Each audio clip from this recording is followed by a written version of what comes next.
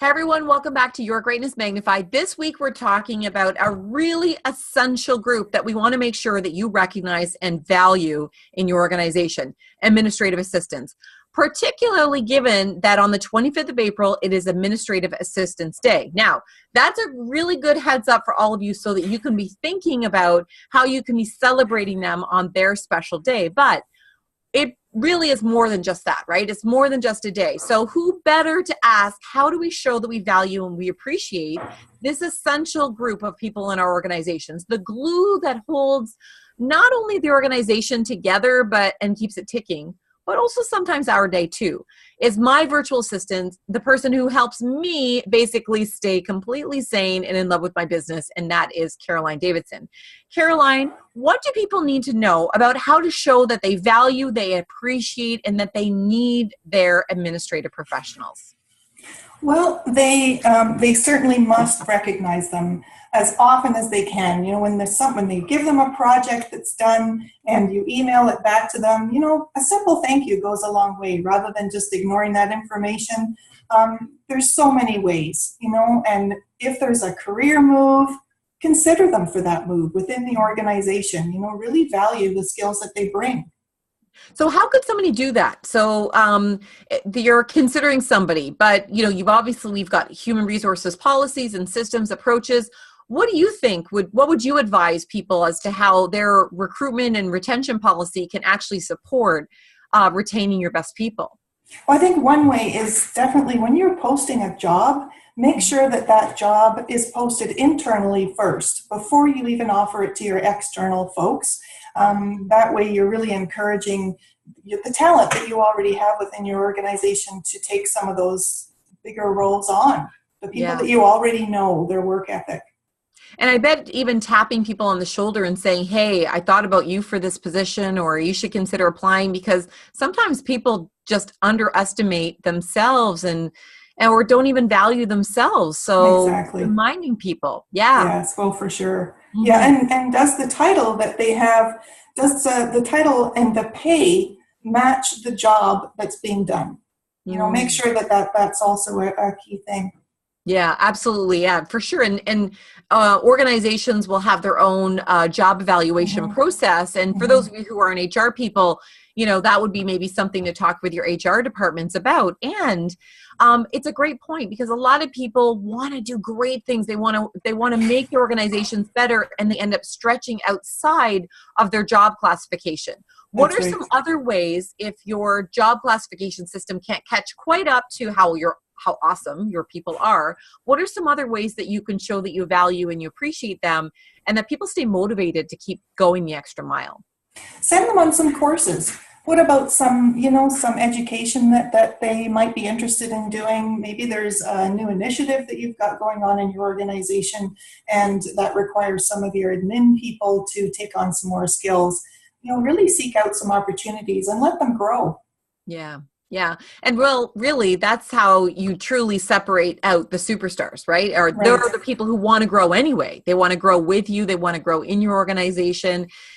Because frankly, there's lots of other opportunities, aren't there? I mean, like, what do you share with folks what you're doing now, even a year later, you know, when you started to think about going out on your own? What do you do now? Well, now after 15 years in an organization and really not feeling that I could grow anymore or feeling very appreciated, I decided to tap into the virtual market. And I'm happy to say after a year, I'm running a very successful virtual assistant business and creating value for so many clients that need someone like me to keep them organized, keep the details there, and to really support and be the back end of that business and really help them get out there and do what they do best. So I am really happy in this role. I've got my freedom back. I've got my work-life balance. I'm there for my family. I don't have a commute. So it's been a really fabulous transition for me.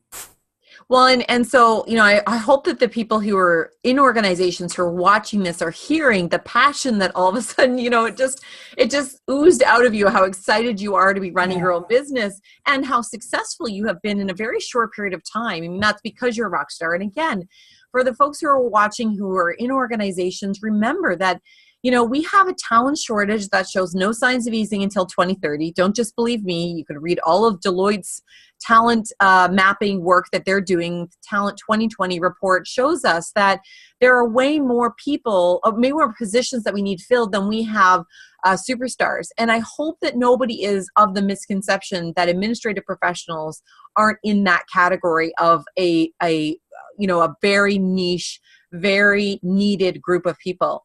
And so, as you just pointed out, people can leave and start their own business. They can start it part-time. They can go full-time. They can start their own associations and passion projects, right through to, of course, leave the organization and join somewhere else. So people have so much choice.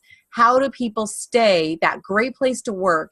So what last piece of advice do you have for people that want to do the best job, whether it's a staff member or a leader, of valuing their administrative professionals where they are every single day, no matter what is going on in the organization? How can the people watching this video be the difference makers and retain their top talent? Well, I think that, first of all, the communication needs to come from the administrative professional. If you're really not feeling that love and you really want to take that education, talk to them. Really say, this is what I really want to do because this is how I can help your organization grow. Really bring the value to them. And I think most of them would typically respond to that and want to see you grow with them. So on the ones for administrative professionals to be assertive and to express what they want and need, Definitely. and for the leaders and the staff that they work with to be receptive to that. Right, that's exactly right.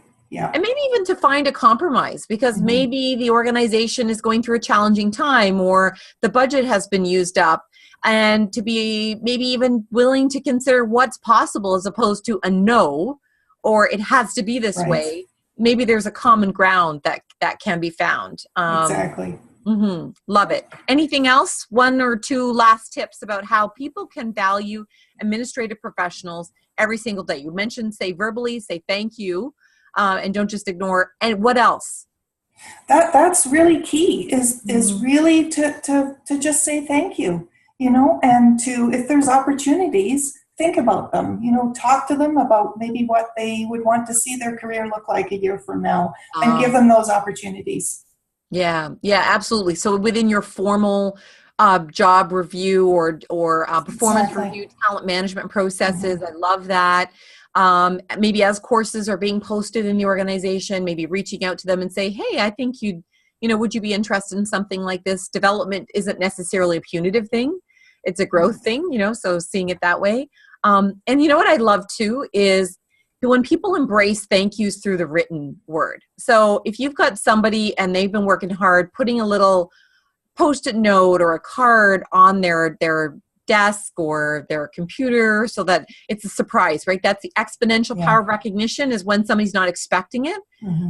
Or somebody's working late and that they like a green tea with half a cream and a sweetener. You just go and you get it and you bring it to them and say, thank you so much for working late. Here's a bit of a caffeine boost. Wouldn't that be kind of cool? Like, wouldn't you love that if somebody did that for you? It can be as simple as that. Just very, very simple. Yeah, none of the things we're talking about are ridiculously expensive. I mean, there's a range, right? But none of it's unreasonable. And I so appreciate you, Caroline, for making my life, but not just my life, but also the people that we serve, their lives and their experience of working with us better every single day. I love your creativity. I love how you're just so pumped about your own business and you love supporting other people to make theirs grow. So thank you for being you. And selfishly, I'm kind of glad that you got sick of where you were so that we could work together. Their loss is our gain. So thank you so much for your time together. And we'll be sure to let folks know if you want to learn a little bit about virtual assistants or about Caroline in particular. We'll put that in the information about this video. And also in the meantime, just, pick up your text somebody, even if they don't work for you anymore, right, Caroline? Right. Send them the love because they may need it right now. And who's the lucky one to work with a recognition expert? Me. Thank you, Sarah. You're welcome. Totally unplanned, but we're both benefit, so that's good. We do. Thank you so much for tuning in. Be sure to mention in the comment section how else we should be recognizing administrative professionals in Canada. And don't forget to plan something really cool on the 25th of April, 2018. Bye, everybody. Bye.